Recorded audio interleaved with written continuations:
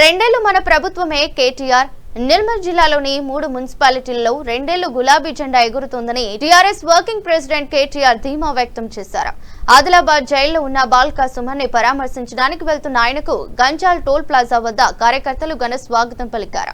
కార్యకర్తలు, జిల్లా నాయకులు రామ్ కిషోర్ రెడ్డి, ఎమ్మెల్యే అనిల్ యాదవ్, టీఆర్ఎస్ కార్యకర్తలు, నాయకులు స్వాగతం పలికారు.